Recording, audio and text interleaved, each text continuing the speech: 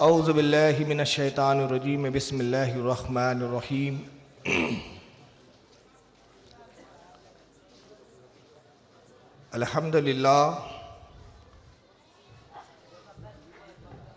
الحمدللہ الذی فضل علی سیدنا و مولانا محمد صلی اللہ علیہ وسلم علی العالمین جميعا وَأَقَامَهُ يَوْمَ الْقِيَامَةِ لِلْمُذْنِبِينَ الْمُتَلَوِّثِينَ الْخَطَّائِينَ الْحَالِقِينَ الشَّفِيعَ وصلی اللہ تبارک و تعالی علیہ وعلا کل من ہوا محبوب و مرضی لدی صلاة تبقى وتدوم بدوام الملك الحي القيوم ونشهد ان لا اله الا الله وحده لا شريك له ونشهد ان سيدنا ومولانا محمدا عبده ورسوله بالهدى ودين الحق ارسله قال الله تبارك وتعالى في القرآن المجيد والفرقان الحميد وإذا قيل لهم لا تفسدوا في الأرض قالوا إنما نحن مصلحون ألا إنهم هم المفسدون ولكن لا يشعرون صدق الله العظيم صدق صادق المصدوق علیہ الصلاۃ والتسلیم ان اللہ ملائکۃ یصلون علی النبی یا ایھا الذین آمنوا صلوا علیہ وسلموا تسلیما اللہم صلی علی سیدنا مولانا شفیعنا وحبیبنا وطبیبنا ونبینا مولانا محمد وعلی آلہ واصحابہ وبارک وسلم صلاۃ وسلام علیک یا رسول اللہ صلی اللہ تعالی علیہ وسلم۔ آج کا یہ عظیم الشان جلسہ جو الحمدللہ ہمارے معتمد، معتبر، مستند اور ذمہ دار علماء اہل سنت کی سرپرستی میں ہو رہا ہے، اور آپ یہاں سینکڑوں کی تعداد میں تشریف لا چکے ہیں۔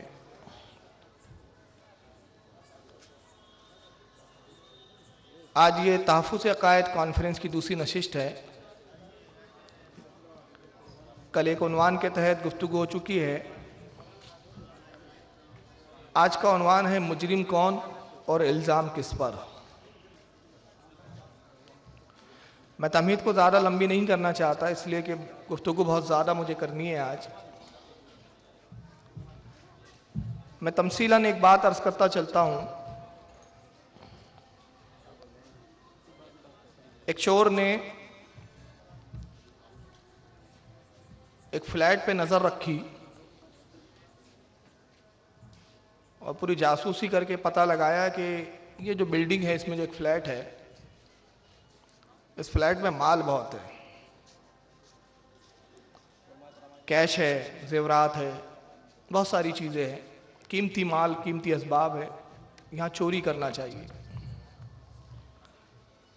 پوری اس نے نگرانی کی، آنے جانے کے راستے، بھاگنے کے راستے، نکلنے کے راستے، چڑھنے کے راستے، ساری چیزوں کا جائزہ لیا، اور پھر ایک دن اس نے اس فلیٹ میں وہ داخل ہوا چھپ کے اور چوری کر لی۔ مگر ہوا یہ کہ اس کی بدقسمتی یہ تھی کہ جب وہ چوری کر رہا تھا تو گھر میں کچھ آہٹ ہوئی، کچھ چیزیں گرنے کی آوازیں آئی، نتیجہ یہ ہوا کہ گھر کے لوگ جاگ گئے، بیدار ہو گئے، چور کو پکڑنے کے لیے دوڑے، چور بھاگا۔ اب چور چہرے پہ نقاب اوڑے ہوئے تھا، چہرے کو اس نے نقاب سے چھپایا ہوا تھا۔ چور بڑا شاطر تھا اور بڑا چالاک تھا۔ چور نے یہ کیا کہ بلڈنگ پہ سے کودا، پیچھے سے گیلری میں سے سڑک سے بھاگا، گھر والے چلانے لگے چور چور چور، پکڑو پکڑو چور۔ پڑوسی نکلے اور جس طرف گھر والے نے اشارہ کیا اس طرف سب دوڑ پڑے چور کو پکڑنے کے لیے۔ چور نے دیکھا کہ اب یہ پورا مجمع دوڑ رہا ہے، پکڑ لیے تو جوتے بھی پڑیں گے، مال بھی ہاتھ سے جائے گا جو چرایا ہے، الٹا یہ جیل میں ڈال کے ٹھوس دے گے۔ تو بڑا شاطر چور تھا، تو اس چور نے یہ کیا کہ اپنی جان بچانے کے لیے ایک ترکیب اس کے ذہن میں فوراً آئی۔ بھاگتے بھاگتے اچانک ایک گلی میں گیا، نقاب نکال کر پھینکا، چہرے کو برہنہ کیا، اسی گلی سے خود بھاگتے ہوئے نکلا اور چلانے لگا چور چور چور چور چور. بات سمجھ میں آئی آپ کے؟ اب وہ پیچھے جو مجمع دوڑے آ رہا تھا اس کو دیکھا چور کو چلا رہا ہے چور چور، تو سب سمجھے یہ تو ہمدرد ہے ہمارا، یہ خود چور کے لیے دوڑ رہا ہے. تو کہا چور کدھر ہے؟ کہا بس ادھر بھاگا ہے، یہ بس ادھر ہی بھاگا ہے. پورا مجمع ادھر دوڑ پڑا. چور نے راحت کی سانس لی اور اپنا کام کر کے وہ اطمینان کے ساتھ نکل گیا.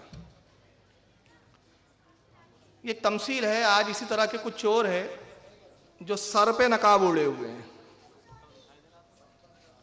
یہ نجد کے چور ہیں، اور یہ یقین مانیے کہ مال نہیں چراتے، کیونکہ کسی زمانے میں یہ پورا ملک ہی دبا چکے ہیں، تو اب مال کی کمی نہیں ہے ان کے پاس. یہ ایمان چراتے ہیں. اور جو مسلمان ہیں صحیح معنی میں، جو اسلاف کی پیروی کر رہے ہیں، جو سنت مصطفیٰ پر چل رہے ہیں، جو سلف صالحین کے طریقے پر ہے، ان کو یہ چلاتے ہیں کہ یہ چور ہے، یہ مشرک ہے، یہ کافر ہے، یہ بدعتی ہے. حالانکہ بے شمار بدعت ہے جو ان کے اندر خود موجود ہے. آج کے ٹاپک میں لوں گا کہ یہ جو الزام اہل سنت پر لگاتے ہیں یہ، اور اہل سنت کو یہ چور جو ہے کہتے ہیں، یہ خود کتنے بڑے چور ہیں.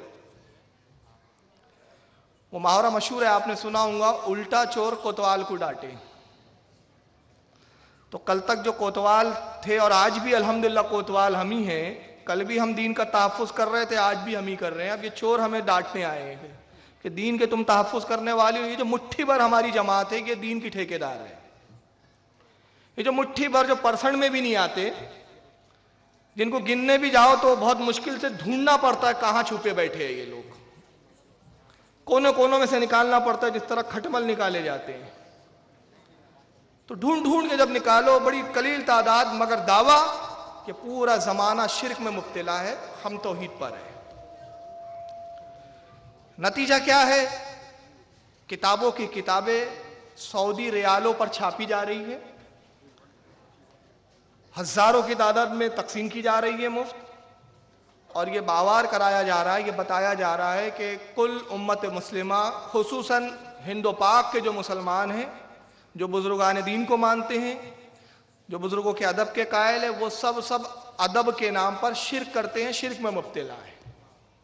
یہ قبروں کو پوجتے ہیں، قبروں پہ چادریں چڑھاتے ہیں، یہ فاتحہ کرتے ہیں، یہ نذر و نیاز کرتے ہیں. یہ سارے کام شرک کے ہیں، اور یہ جو آج پوری بر صغیر کے جو مسلمان ہیں سب شرک میں مبتلا ہے.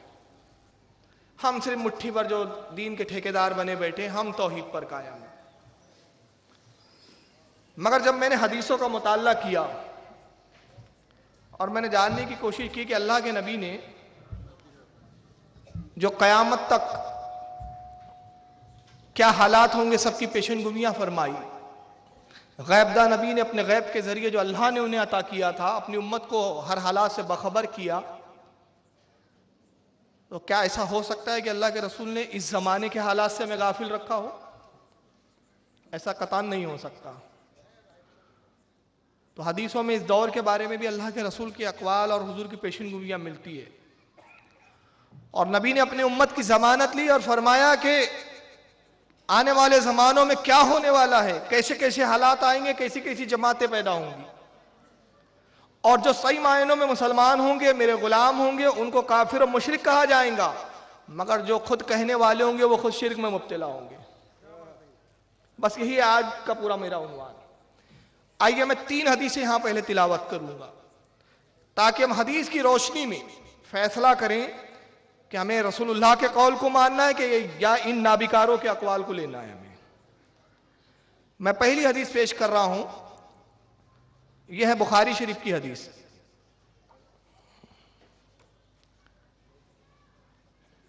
یہ صحیح بخاری ہے، اس کی جلد نمبر 1 ہے، آپ کو مانیٹر پہ دکھ رہی ہے، چھپی بھی انہی کے ہاں سے، کتب خانہ رحیمیہ دیوبند سے چھپی ہے، اور یہ عربی زبان کی ہے جو سارے مکتب میں، سارے مکتب فکر کے اداروں میں، مدارس میں پڑھائی جاتی ہے. بخاری شریف کی پہلی جلد ہے اور اس کا حدیث نمبر 1257. اور باب نمبر ہے اس کا، یہ صفحہ نمبر آ گیا، کتاب دکھائیے، یہ اس کا صفحہ نمبر 182 بخاری شریف کا. تھوڑا دھندلا دکھ رہا ہے شاید ابھی، لیکن انشاءاللہ سی ڈی میں جب یہ مکسنگ ہوں گی تو بہت کلیئر آپ کو نظر آئیں گا. حدیث نمبر 1257. امام بخاری نے ایک باب قائم کیا، باب کا نام الصلاۃ علی الشہید، یعنی شہیدوں پر نماز پڑھنا، شہیدوں کی نماز جنازہ پڑھنا، یہ باب ہے. اس باب کے تحت امام بخاری نے ایک حدیث نقل کی، وہاں انڈرلائن کی بھی ہے، میں حدیث پڑھ رہا ہوں. امام بخاری رحمۃ اللہ علیہ فرماتے حدثنا عبداللہ ابن یوسف، حدیث بیان کی ہم سے حضرت عبداللہ ابن یوسف نے. قال حدثنا لیث، اور ان سے حدیث بیان کی حضرت لیث نے. قال حدثنی یزید ابن ابی حبیب، وہ کہتے ہیں کہ مجھ سے میں نے حدیث سنی حضرت یزید ابن ابی حبیب سے. عن ابی الخیر، وہ حضرت ابی الخیر سے روایت کرتے ہیں. عن عقبہ ابن عامر رضی اللہ تعالیٰ، اور وہ صحابی رسول حضرت عقبہ ابن عامر رضی اللہ تعالیٰ سے حدیث نقل کرتے ہیں. کہتے ہیں حضرت عقبہ ابن عامر رضی اللہ تعالیٰ عنہ ان النبی صلی اللہ علیہ وسلم، اللہ کے نبی صلی اللہ علیہ وسلم کے بارے میں فرماتے ہیں خرج یومن فصلی علی اہل احد صلاتہ علی المیت. وہ کہتے ہیں کہ ایک مرتبہ ایک دن اللہ کے نبی صلی اللہ علیہ وسلم تشریف لائے اور اہل احد کی طرف گئے، قبرستان میں جہاں اہل احد مدفون تھے. فرماتے صلاتہ علی المیت، پھر آپ نے ان پر ایسے نماز پڑھی جیسے میت پر، جنازے پر نماز پڑھی جاتی ہے. کئی سالوں کے بعد اللہ کے نبی نے دوبارہ اہل احد کے جو مدفون تھے، جو مرحومین تھے، جو وصال فرما چکے تھے، ان کی قبر پر سرکار نے نماز پڑھی. ثم انصرف الی منبر، حضرت عقبہ کہتے ہیں کہ پھر اللہ کے نبی صلی اللہ تعالیٰ علیہ وسلم اپنے منبر پر تشریف لائے. فقال، اور اللہ کے نبی نے ارشاد فرمایا انی فرات لکم، اے لوگوں میں تم سے پہلے انتقال کرنے والا ہوں، اے لوگوں میں تم سے پہلے چلا جاؤں گا، اے لوگوں میں تم سے پہلے وصال فرماؤں گا. فانا شہید علیکم، میں تم پر گواہ ہوں، میں تمہارے حالات سے باخبر رہوں گا. یہ مت سمجھنا کہ میرا انتقال ہو گیا تو میں تم سے ناواقف، تمہارے بارے میں مجھے اطلاع نہیں ہوں گی. فانا شہید علیکم، میں تم پر گواہ ہوں. چشمدید گواہ، شہید کے معنی ہوتے ہیں چشمدید گواہ، جو اپنی آنکھوں سے دیکھے. مطلب میں وصال کے بعد بھی تمہارے حالات کو ایسے ہی دیکھتا رہوں گا جیسے ابھی دیکھ رہا ہوں. میں شہید ہوں تم پر، چشمدید گواہ ہوں. وَإِنِّي وَاللَّهِ لَا أَنظَرُ عَلَى حَوْضِ الْآنِ، اور قسم اللہ کی اس وقت بھی میں اپنے حوض کوثر کو دیکھ رہا ہوں. ابھی حوالہ آپ سننا، امام بخاری کا میں نے ایک حوالہ دیا ہے، بخاری کے بعد تو بات ختم ہو جاتی ہے، مگر اور بھی اس کی تخارج میں پڑھوں گا انشاءاللہ. اللہ کے نبی قسم کھا کے، قسمیہ جملہ، واللہ اللہ کی قسم، وَإِنِّي میں، واللہ انی واحد کا صیغہ، یعنی کتنا مبالغہ فرما رہے اللہ کے رسول، اور کہہ رہے کہ تم میری شہید ہونے پر اب وہ نہ کرو، شک نہ کرو. کیوں؟ میرا شہید ہونا، میرا دیکھنا تو ایسے کہ اس وقت بھی میں منبر سے اپنے حوض کو دیکھ رہا ہوں. ساتوں آسمان، اس پر جنت، اور آسمانوں میں جنت کے بہتی ہوئی نہر کو اللہ کے نبی مدینے میں منبر سے ملاحظہ فرما رہے ہیں. یہ نگاہ نبوت ہے. اور پھر قسم کے ساتھ فرما رہے ہیں. اللہ کا رسول جھوٹی قسم کھائیں گے؟ معاذ اللہ، ہرگز نہیں. پھر اس کے بعد اللہ کے نبی فرماتے ہیں وَإِنِّي أُوتِيتُ مَفَاتِحَ خَزَائِنِ الْأَرْضِ. اب میں کہتا ہوں وہابیت کی ہڈی توڑ دی اللہ کے نبی نے، ریڑھ کی ہڈی ٹوٹ گئی ان کی. اللہ کے نبی کیا کہہ رہے سنیے، وَإِنِّي أُوتِيتُ مَفَاتِحَ خَزَائِنِ الْأَرْضِ، اللہ رب العزت نے زمین کے سارے خزانے مجھے عطا فرما دیے، تمام جس کو چاہوں میں عطا کروں. اعلیٰ حضرت کا ایک ایک شعر جو ہے نا وہ حدیث کی ترجمانی ہے. ایک ایک شعر ہدایت بخشش پڑھوں میں تو ہر حدیث کے ہدایت بخشش کے ایک شعر پر ایک ایک حدیث پڑھ سکتا ہوں الحمدللہ۔ اعلیٰ حضرت نے فرمایا ہے نا، کیا کون دیتا ہے دینے کو منہ چاہیے، دینے والا ہے سچا ہمارا نبی۔ پورے خزانوں کی چابیاں، خزائن الارض مفاتیحہ، مفاتی کہتے ہیں کنجیوں کو، تمام خزانوں کی، زمین کے خزانوں کی کنجیاں اللہ نے مجھے عطا کر دی۔ او مفاتیح الارض، راوی کو یہاں شک ہوا تھوڑا، حضرت عقبہ جو راویوں کہتے ہیں یا یہ فرمایا کہ مجھے خزانے دے دیے زمین کے، یا یہ فرمایا کہ خزانوں کی کنجیاں مجھے عطا کر دی، بات ایک ہی ہے۔ اور اس کے بعد اللہ کے نبی نے کیا فرمایا؟ وَإِنِّي وَاللَّهِ مَا خَافُ عَلَيْكُمْ، اے لوگو مجھے تم پر اس بات پر رتی برابر ذرا بھی کوئی خوف نہیں ہے۔ کس بات کا خوف نہیں ہے؟ ان تشرکوا بعدی، کہ تم میرے بعد شرک کرو گے، بس یہ ہے میری حد جان بیان کی۔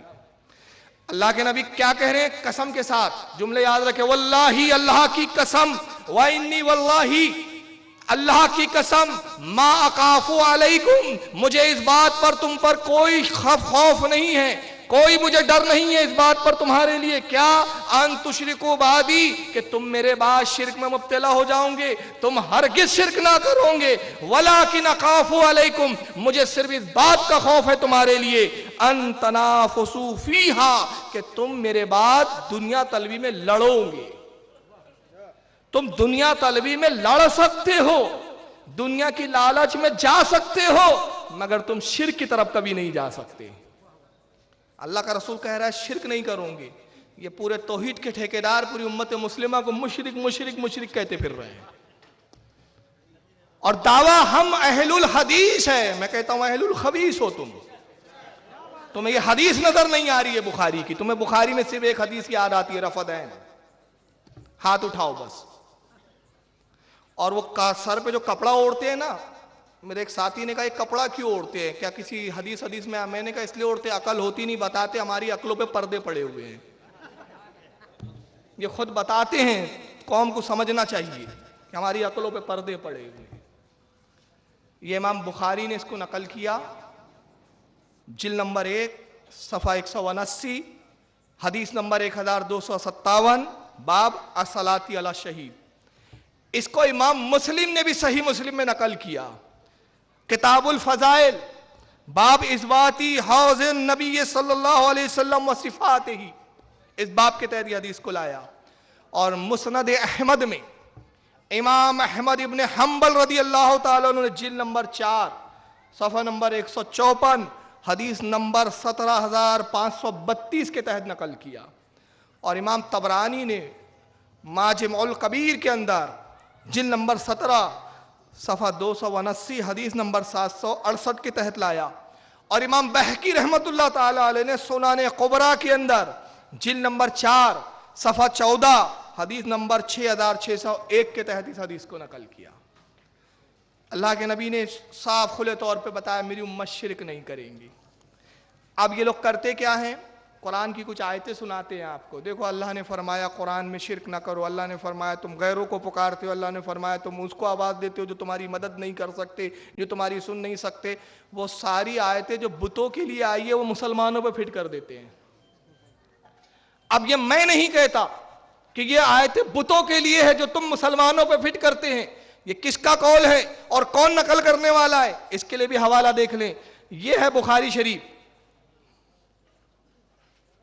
یہ بخاری شریف کی جلد نمبر 2 آپ کو مانیٹر پہ دکھ رہی ہے، بخاری کی جلد نمبر 2 باب نمبر 1033۔ امام بخاری نے ایک باب قائم کیا، صفحہ نمبر 1024۔ اس کو ہٹائیے مت یہ شکیل بھائی، ہاں رہنے دیجئے۔ باب کا نام قتل الخوارج والملحدین بعد اقامت الحجت علیہم۔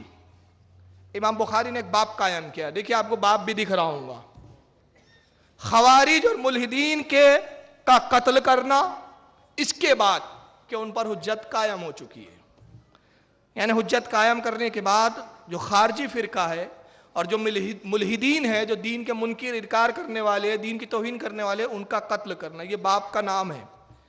امام بخاری کہتے ہیں وقول اللہ تعالی، اللہ تعالیٰ نے قرآن میں ارشاد فرمایا وما کان اللہ لیضل قوما بعد اذ ہداہم، اللہ کی شان نہیں، اللہ فرماتا ہے قرآن میں اللہ کی شان نہیں کہ وہ کسی قوم کو ہدایت کے بعد گمراہ کر دے۔ یہ امام بخاری پہلے اپنی جو بات بیان کرنے والے، جو حدیث لانے والے ہیں، اس کو مضبوط کرنے کے لیے امام بخاری پہلے قرآن کی آیت سے دلیل لا رہے ہیں کہ اللہ فرماتا ہے کہ یہ میری شان نہیں ہے۔ اللہ کہتا ہے جب میں کسی قوم کو ہدایت دے دوں تو پھر ہدایت دینے کے بعد میں اس کو گمراہ کروں، حتی یبین لہم ما یتقون، اس وقت تک جب تک اس کو یہ ظاہر نہ کر دوں کھلے طور پر کہ انہیں کس چیز سے بچنا چاہیے۔ تو قرآن میں اللہ کہہ رہا ہے کہ جب میں کسی قوم کو ہدایت دے دیتا ہوں تو وہ گمراہ نہیں ہو سکتی۔ میں کہتا ہوں آپ گمراہ نہیں ہو سکتے، آپ گنہگار ہو سکتے ہیں، خرافاتی ہو سکتے ہیں، لیکن مشرک اور کافر نہیں ہو سکتے اہل سنت۔ اس کی جواب میں بتا دوں میں کیوں؟ ہمیں ہدایت کہاں سے ملی؟ ہمیں ہدایت کس نے دی؟ ہم تک اسلام کیسے آیا؟ لوگ اپنی مرضی سے گئے تبلیغ کے لیے۔ جملہ سنیں، صحابہ کرام گئے تبلیغ کرنے کے لیے اپنی مرضی سے، بزرگان دین گئے مختلف ملکوں میں اپنی مرضی سے، جس بزرگ کا دل چاہا وہ کفاروں کے جس علاقے میں چاہا گیا تبلیغ کیا۔ مگر ہندوستان کے مسلمانوں اپنی قسمت میں ناز کرو، تم سے رسول کو اتنی محبت تھی، جب تمہیں ایمان دینے کی بات آئی تو کوئی مرضی سے نہیں آیا، بلکہ رسول نے معین الدین کو حکم دیا جاؤ اجمیر اور جا کے اسلام کو پھیلاؤ۔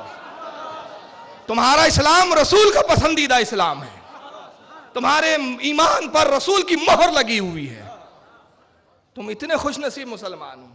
تو جب کسی قوم کو اللہ ہدایت دیتا ہے گمراہ نہیں کر سکتا۔ کیوں؟ کیونکہ ہمیں ہدایت غریب نواز کی در سے ملی ہے، اور غریب نواز کو رسول نے حکم دیا ہے۔ یہ باپ کا نام ہے امام بخاری کا۔ آئیے امام بخاری اب حدیث کیا نقل کرتے ہیں، کہتے ہیں وقان ابن عمر رضی اللہ تعالیٰ عنہ، حضرت عبداللہ ابن عمر کہتے تھے یرہم شرار خلق اللہ، جملے سنیں، حدیث دکھائیں، کیا نام ہے شکیل بھائی، حدیث کو دکھائیے آپ مانیٹر پہ، میں پڑھ رہا ہوں حدیث تاکہ جو عربی دا ہے وہ بھی پڑھ لے۔ حالانکہ بغیر اعراب کی عربی ہے، اصل و بخاری سے میں پیش کر رہا ہوں، پھر بھی آپ کو جتنا پڑھ سکتے ہو میں پڑھ رہا ہوں، اس پہ غور کریں آپ۔ امام بخاری کہتے ہیں وقان ابن عمر رضی اللہ تعالیٰ عنہ، حضرت عبداللہ ابن عمر کہا کرتے تھے جو صحابی رسول ہے، یرہم شرار خلق اللہ، اللہ کی مخلوق میں سب سے بدترین خارجی فرقے کے لوگ ہیں۔ کون ہے سب سے بدترین؟ خارجی۔ کیوں؟ وقالا، وہ کہا کرتے تھے انہم طلاقوا الی آیات نزلت فی الکفار، جو آیتیں کافروں اور بتوں کے بارے میں نازل ہوئی فجعلوها علی المومنین، وہ مومنوں پر فٹ کرتے ہیں وہ بدبخت۔ کون کہہ رہا ہے؟ سمجھ میں آ رہی ہے میری گفتگو؟ مشکل ہو جائیں تو آپ میں سے کوئی اشارہ کر دے، میں آسان کر دوں گا، میرا مقصد بات کو ذہن میں اتارنا ہے۔ حضرت عبداللہ ابن عمر جلیل و قدر صحابی ہے رسول اللہ کے، عبداللہ عمر، حضرت عمر امیر المومنین کے صاحبزادے، وہ امام بخاری کہتے ہیں کہ خارجیوں کو اللہ کی مخلوقات میں بدترین مخلوق قرار دیتے تھے، اور فرماتے تھے کہ بدترین اس لیے ہے کہ جو آیتیں قرآن کی کفاروں کے بارے میں آئی، بتوں کے بارے میں آئی، یہ مومنوں پر فٹ کرتے ہیں۔ اور وہی کام آج کون کر رہا ہے؟ میں نہیں نام لیتا، ان کا نام لینا بھی اچھا نہیں لگتا، آپ خود سمجھ جائیں۔ تو یہ مومنوں پر فٹ کرتے ہیں، اس کو امام بخاری نے بخاری شریف میں لکھا۔ اب آئیے ایک ان کے مسلم بزرگ کی کتاب سے ایک حدیث پیش کر رہا ہوں، یہ ہے تفسیر ابن کثیر میرے ہاتھ میں اس وقت، مانیٹر پہ پھر آپ کو میں دکھا رہا ہوں ابھی۔ یہ ہے تفسیر ابن کثیر، اس کی جلد ثانی دوسری جلد ہے، یہاں ہاتھ میں ہے، اور اس کا صفحہ نمبر 245، اور قرآن عظیم کی آیت ہے سورہ نساء کی، سورہ اعراف کی، معاف کیجئے گا، آیت نمبر اس کی 175۔ اللہ ارشاد فرماتا ہے، قال اللہ تعالی، اللہ نے ارشاد فرمایا وَاتْلُوا عَلَيْهِمْ نَبَأَ الَّذِي آتَيْنَاهُ فَانْسَلَخَ مِنْهَا الی آخر۔ یہ نقل کرتے ہیں حضرت ابن کثیر جو ان کی جماعت کے بہت بڑے بزرگ ہیں، ابن تیمیہ کے شاگرد ہیں، قرآن عظیم کی آیت کے تحت جو تفسیر بیان کر رہے ہیں، کہتے کہ اللہ نے فرمایا وَاتْلُو عَلَيْهِمْ نَبَأَ الَّذِي آتَيْنَا فَانْسَلَخَ مِنْهَا۔ اللہ فرماتا ہے محبوب انہیں اس کا حال سناؤ، انہیں ان کے بارے میں بتاؤ جنہوں نے اللہ کی آیتیں، جب اللہ نے ان کو عطا کی، اللہ نے ان پر قرآن آیتیں نازل کی تو وہ اس سے صاف انکار کر بیٹھے، اس سے نکل گئے، یعنی اللہ کی آیتوں کو ماننے سے انہوں نے انکار کر دیا، ان کا حال سناؤ۔ یہ قرآن میں اللہ نے سورہ اعراف کے اندر بیان کیا۔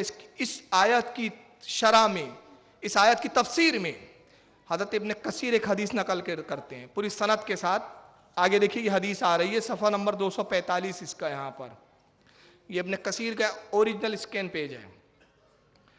یہ حدیث لکھتے ہیں، پوری سند لکھے، کہتے ان حذیفہ یعنی ابن الیمان رضی اللہ تعالیٰ عنہ، کہتے حضرت حذیفہ رضی اللہ تعالیٰ عنہ سے روایت ہے جنہیں ابن یمان بھی کہا گیا ہے۔ حدثہ قال، وہ حدیث بیان کرتے ہوئے کہتے ہیں کہ قال رسول اللہ صلی اللہ علیہ وسلم، اللہ کے نبی صلی اللہ علیہ وسلم نے ارشاد فرمایا اِنَّا مِمَّا تَخَوَّافُ عَلَيْكُمْ رَجُلٌ قَرَأَ الْقُرْآنِ۔ اللہ کے نبی نے فرمایا لوگوں مجھے تم میں اس شخص کا خوف ہے، اس شخص کے بارے میں خوف زدہ ہوں، میں اس شخص کا خوف رکھتا ہوں، اس شخص کا جو قرآن کی خوب تلاوت کرے گا، قرآن کو خوب پڑھے گا۔ اب ایک ایک جملے پہ غور کرے، حدیث رسول ہے، خوب قرآن پڑھیں گا، حتیٰ یہاں تک کہ اذا رویت بہجتہ علیہ، یہاں تک کہ قرآن کی رونق، تلاوت قرآن کی عظمت اس کے چہرے سے ظاہر ہوگی، اس کے چہرے پر قرآن کی عظمت ظاہر ہونے لگیں گی، اتنا قرآن پڑھیں گا۔ وَقَانَ رِدَاهُ الْإِسْلَامِ، اور پھر وہ اسلام کی چادر اوڑھ لیں گا۔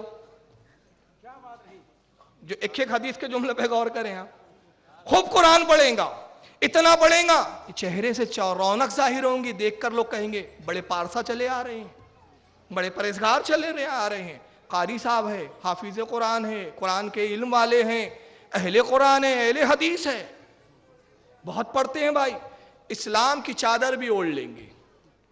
اس کے بعد اللہ کے نبی وَقَانَ رِدَاهُ الْإِسْلَامِ، اور وہ پھر اسلام کی چادر اوڑھ لیں گا۔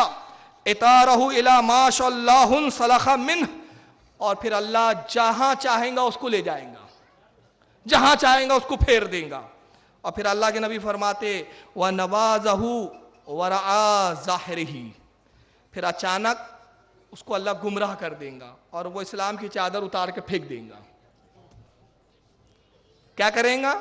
اچانک اللہ اس کو گمراہ کریں گا، اسلام کی چادر اتار کے پھینک دیں گا، وَرَعَا ظَاهِرِهِ، اور اس چادر کو اپنے پیٹھ کے پیچھے ڈال دیں گا، پس سے پشت کر دیں گا۔ وَسَعَى عَلَى جَارِهِ بِالسَّيْفِ، اور پھر تلوار نکالیں گا، تلوار کھینچ لیں گا، کس پر؟ وَسَعَى، اپنے پڑوسی پر، اپنے پڑوسی پر تلوار کھینچیں گا۔ وَرَمَهُ بِالشِّرْكِ، اور کہیں گا تو مشرک ہے، میں تجھے قتل کروں گا، تیرے سے جہاد کرنا مجھ پہ ضروری ہو گیا، تو مشرک ہے۔ اپنے پڑوسی پہ تلوار کھینچیں گا اور اس کو کہیں گا تو مشرک ہے، تو مشرک ہے، اس پر شرک کی تہمت باندھے گا۔ وَرَمَاهُ بِالشِّرْكِ، اس پر شرک کی تہمت باندھے گا۔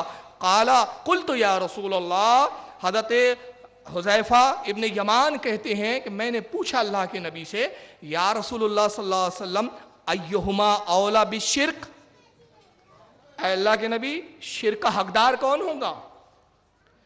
المرمیو او الرمی، جو شرک کا تانا دے رہا ہے وہ، یا جس کو کہا جا رہا ہے وہ؟ آسان کر دوں؟ آسان یہ کہ ذاکر نائک صاحب سنیوں کو کہتے ہیں مشرک ہے، تب پوچھا جا رہا ہے یا رسول اللہ ذاکر نائک مشرک ہوں گا کہ جن کو کہا جا رہا ہے وہ مشرک ہوں گے؟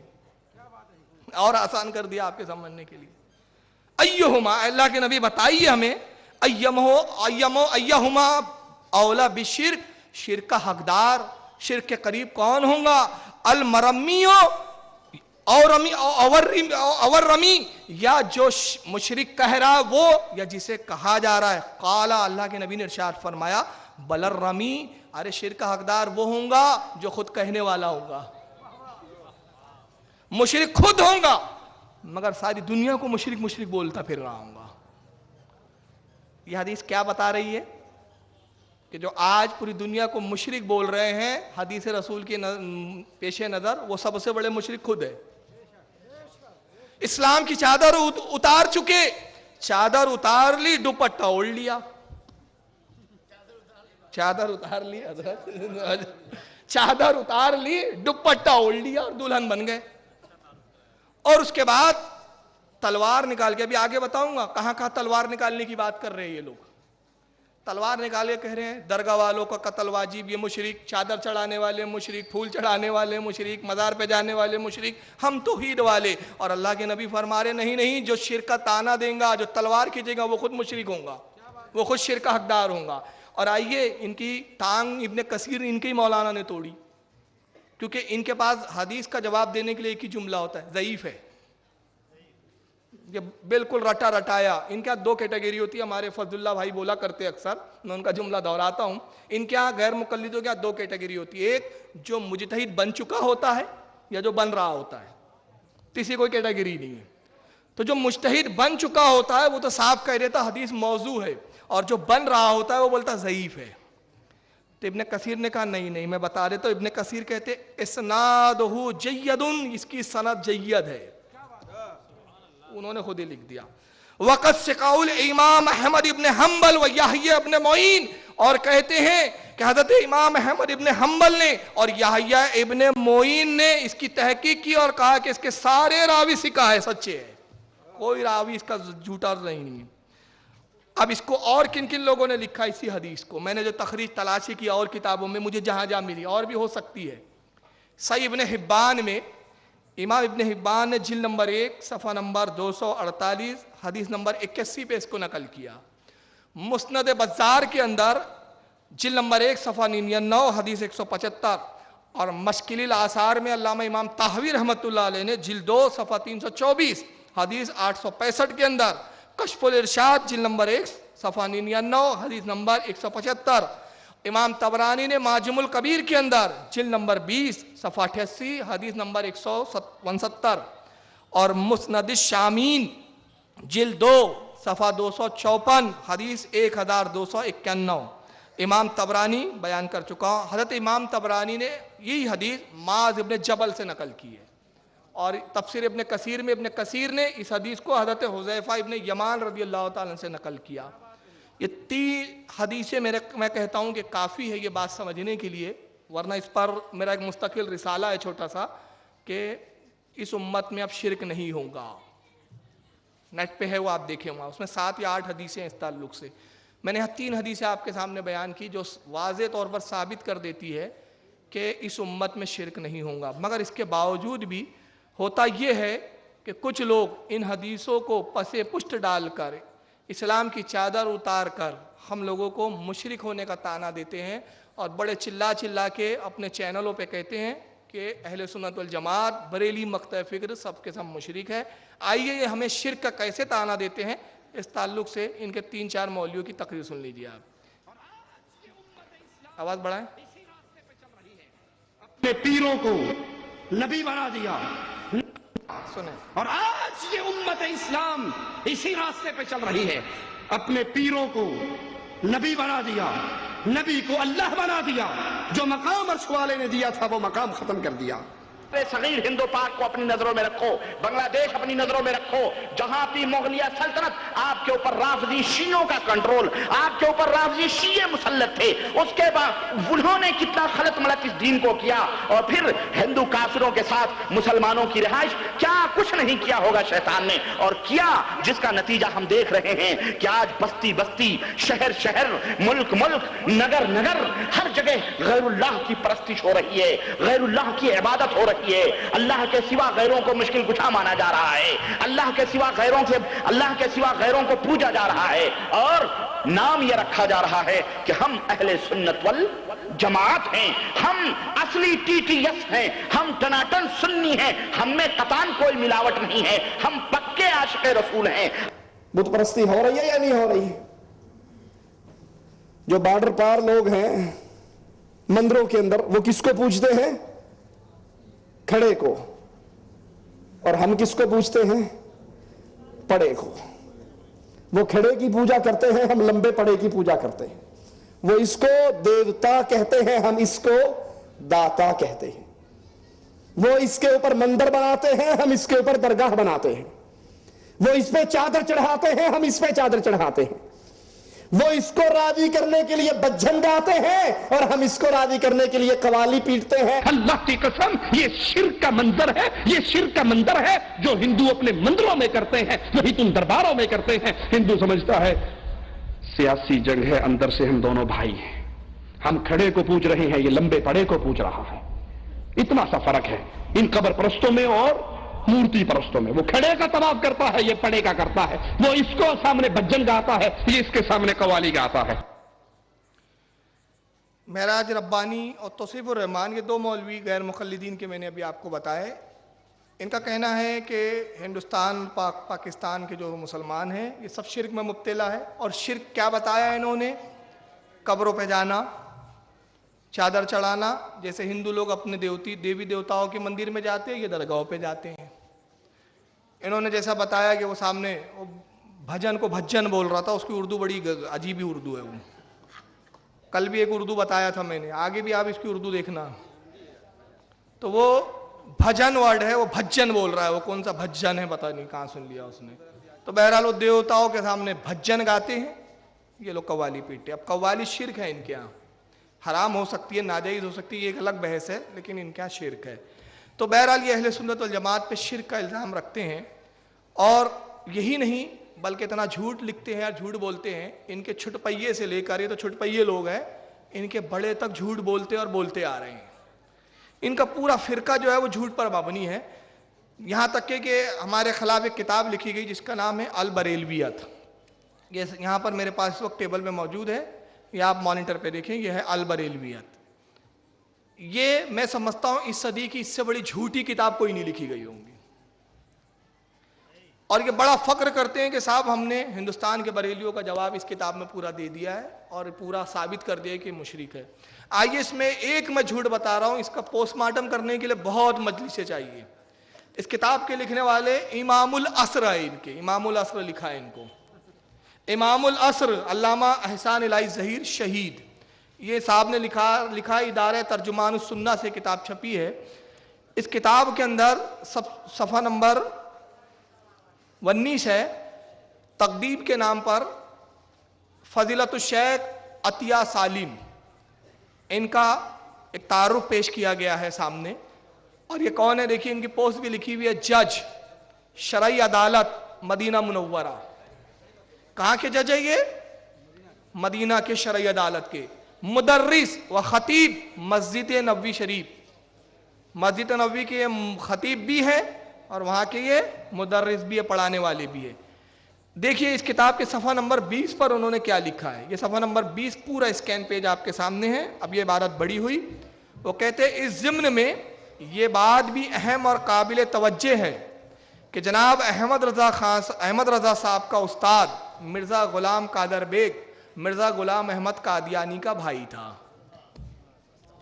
कौन बोल रहा है ये झूठ? छोटा मोटा नहीं, इनका मदीना मुनव्वरा की मस्जिद में जो इमामत कर रहा है, जो खतीब है और जो वहाँ पढ़ा रहा है मदरसे में, बिना तहकीक के वो इतना बड़ा झूठ लिख रहा है और उनको शर्म नहीं आती और ये जज कहलाते हैं। ये क्या इंसाफ करेंगे ये लोग? ये कहते हैं कि आला हजरत का जो उस्ताद था वो ग़ुलाम अहमद कादियानी का भाई था। मैं इस पे बारहा कह चुका हूँ, मेरी तकरीरें नेट पर जा चुकी है। किसी के माई के लाल ने अगर अपनी माँ का दूध पिया है तो वो साबित कर दे कि आला हजरत का उस्ताद ग़ुलाम अहमद कादियानी का भाई था, वो साबित कर दे। बल्कि मैं साबित करूंगा कि ग़ुलाम अहमद कादियानी का भाई अलग है, ना वो आलिम था ना मौलवी था। और आला हजरत के एक उस्ताद ग़ुलाम कादर बेग है, वो अलग है। ग़ुलाम अहमद कादियानी से कोई रिश्ता नहीं दूर दूर का। कादर बेग अलग शख्सियत और ग़ुलाम अहमद कादियानी के भाई का नाम ना ग़ुलाम कादर बेग था ना कोई और इस तरह से मिलता जुलता नाम था, उसका नाम भी अलग। मगर तुम अपनी जमात की खबर लो, उठाओ किताब का नाम तारीख अहमदिया, सफ़ा नंबर उसका 56 जिल्द 2 पर साफ तौर पे लिखा है कि ग़ुलाम अहमद कादियानी का निकाह حسین دہلوی، نذیر حسین دہلوی نے پڑھایا تھا خود. تمہاری جماعت کے جو سب سے بڑے ترم خواہ تھے نذیر حسین دہلوی، اس نے غلام احمد قادیانی کا نکاح پڑھایا تھا. تو اس کا مطلب یہ ہوا کہ جب تم نے نکاح پڑھایا تو اس کو تم مسلمان مانتے تھے. میں نے ایک جھوٹ کی یہاں جھلک دکھائی ہے. اس سے بتانا میرا مقصود یہ ہے کہ یہ ہم پر اتنا جھوٹ باندھتے ہیں کہ پوچھئے مت. اور جھوٹ یہ بالکل ایسے لیتے ہیں جیسے کہ آدمی کھانے کے ساتھ چٹنی وغیرہ کا استعمال کرتا ہے. یہ جھوٹ کا استعمال کرتے ہیں، کتابوں میں جھوٹ لکھتے ہیں اور تقریروں میں جھوٹ بولتے ہیں. اب یہ جھوٹ انہوں نے کہا، ان کا جھوٹ میں انہی پہ لوٹا رہا ہوں. معراج ربانی خود جھوٹ کے بارے میں کیا بولتے ذرا سن لیجئے. جھوٹ اسلام کے اندر حرام ہے، جھوٹ اسلام کے اندر حرام ہے. اور منافقین کی نشانیوں میں سے یہ نشانی بتائی گئی ہے کہ جب وہ بات کرے تو وہ جھوٹ بولے. اور یہ مطلب جھوٹ کی وہ ہے، حرام ہے. جھوٹ بولنے والا حرام گویا کی کام کرتا ہے. تو معراج ربانی صاحب خود بول چکے کہ جھوٹ بولنا حرام ہے. اور یہ کس کی نشانی ہے بقول معراج ربانی کے بھی؟ منافق کی. تو میں اپنی طرف سے کچھ نہیں بول رہا، میں صرف ایک جملہ بول رہا ہوں. غلام احمد قادیانی کا بھائی آلات کا استاد تھا. یہ جھوٹ آپ کے مدینہ منورہ کے سب سے بڑے مولانا نے بولا ہے. تو معراج ربانی کے نظریے کے اعتبار سے وہ منافق ہے. اسی لیے ہم بولتے ہیں منافقوں کے پیچھے نماز نہیں ہوتی. یہ فتویٰ ہم نے آپ کا آپ ہی کو دے دیا ہے، اس لیے اپنی الگ پڑھا کرو بھائی. بہرحال موضوع ہمارا ہے آج کا مجرم کون اور الزام کس پر. الزام انہوں نے ہم پر لگایا کہ ہم مشرک ہیں. بارڈر پار جو لوگ ہیں یعنی ہندوستان پاکستان کے لوگ وہ سب شرک کر رہے ہیں، شرک میں مبتلا ہے. مگر میں آپ کو یہاں سے بتانا چاہتا ہوں کہ یہ خود کتنے شرک میں مبتلا ہیں. ان کے سب سے بڑے علامہ ہے ابن تیمیہ، جن کا پورا نام ہے احمد بن عبد الحلیم ابن تیمیہ. ابن تیمیہ کو سب سے بڑا مانتے ہیں. 661 ہجری میں شام کے اندر ابن تیمیہ کی پیدائش ہوئی. اب یہاں سے ایک بات غور سے سنیں آپ. اور 728 ہجری میں دمشق کے اندر ابن تیمیہ کی موت ہوئی. ابن تیمیہ ایک پہلا شخص ہے جس نے ایک عقیدہ نیا تراشا اور اس عقیدے پر آج تک پوری جماعت غیر مقلدین عمل کرتے ہوئے آ رہی ہے. اور وہ عقیدہ یہ ہے کہ وہ کہتے ہیں کہ اللہ تعالیٰ جسم رکھتا ہے، اس کا جسم ہے، اور اللہ اپنے جسم اور وجود کے ساتھ عرش پر بیٹھا ہوا ہے. یہ کل میں نے ضمناً یہ کل بات آپ کو بیان بھی کی تھی. آئیے اس کی دلیل میں چند باتیں یہاں بیان کر رہا ہوں. درود شریف پڑھیں آپ. اللہم صلی اللہ علیہ وسلم.